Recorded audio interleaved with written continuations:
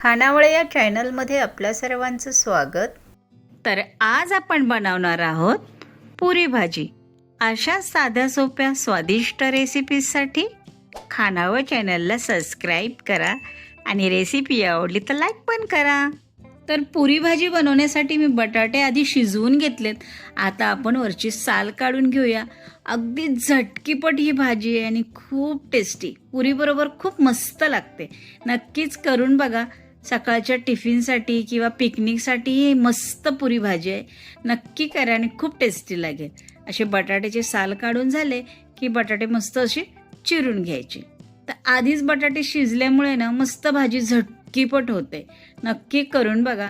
तर असं छानपैकी मी बटाटा आता चिरून घेतलाय.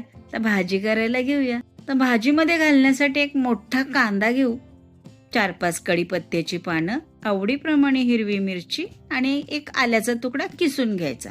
टेस्टी लागते आणि भाजी. आता गरम कढईमध्ये तेल घालू.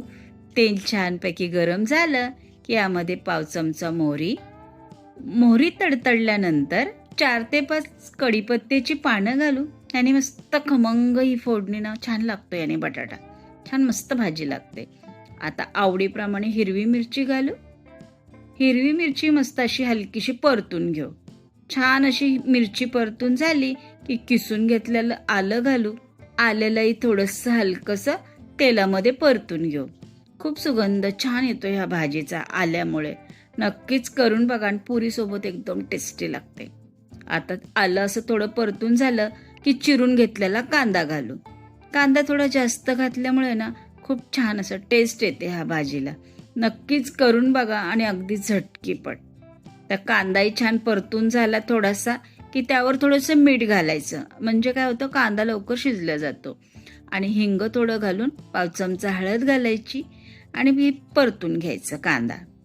मस्त असं छान एकजीव करून घ्यायचा. म्हणजे खूप असं सुगंधही छान येतो आणि मस्त फोडणी परतल्या जाते. आता अर्धा 1 मिनिट परतून झाल्यानंतर चिरून घेतलेला बटाटा घालू. तर बटाट्याच्या मोठ्या मोठ्या फोडी घेतल्या तरी चालतात. थोडंसं त्यावर मीठ घालायचं म्हणजे छान अशी चव लागते. तर आधीच मीठ घातल्यामुळे थोडंसं बेतानं आणि मस्त असा बटाटा हा चुरून घ्यायचा.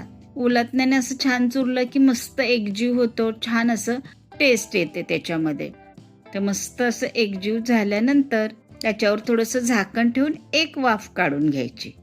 अर्धा 1 मिनिटाने मस्त वाफ निघली. आता हा बटाटा किती सुंदर दिसतोय बघा. ऑलरेडी शिजलेलाच आहे, आधी शिजून घेतला. आता बारीक चिरलेली कोथिंबीर घालून गॅस बंद करून घेऊ. तर मी पुरीसाठी ही पीठ मळून घेतलंय. गव्हाचं पीठ आहे, अजिबात मैदा घातला नाही. आता याचे आपल्या आवडीप्रमाणे गोळे करून घेऊ, जेवढी आपल्याला पुरी बनवायची आहे. तर मस्तपैकी आता मी पुऱ्यांसाठी हे गोळे बनवून घेते. अगदी झटकीपट होतात हे पुऱ्या पण. नक्की करून बघा. तर बघा, थोडंसं तेल लावायचं. पीठ नाही लावायचं आपल्याला पुरी लाटायला. 1 थेंब तेल लावायचं आणि पुरी लाटून घ्यायची.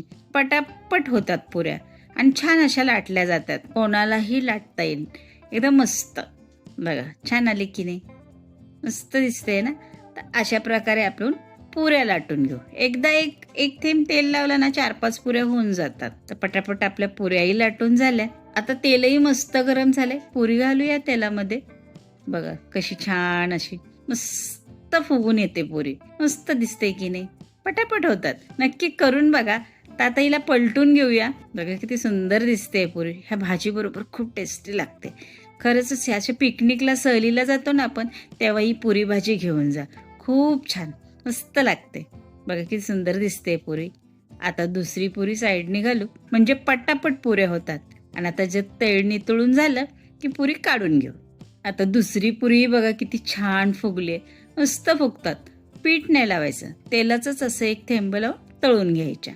आलटून पलटून पुऱ्या तळायच्या म्हणजे मस्त खमंग तळल्या जातात. कच्च्या अजिबात राहत नाहीत. आता ही पुरी पण आपण काढून घेऊ.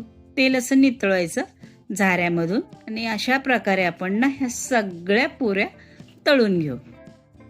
तर मस्तपैकी अशा पुऱ्या आपल्या छान फुगायला लागल्यात. मस्त दिसत आहेत. आता अशा झटकीपट आपल्या पुऱ्या पण झाल्या. तर मस्तपैकी बटाट्याची भाजी किती सुंदर दिसते आणि अगदी झटकीपट झालेली आहे. आणि ह्या आपल्या मस्त अशा झटकीपट झालेल्या पुऱ्या किती सुंदर दिसते बटाट्याची भाजी आणि पुरी. तर आता हा झटकीपट नाश्ता पुरी भाजी झालेला आहे आणि खाण्यासाठी तयार आहे. तर कशी वाटली ही आजची रेसिपी मला कमेंट मध्ये नक्की सांगा.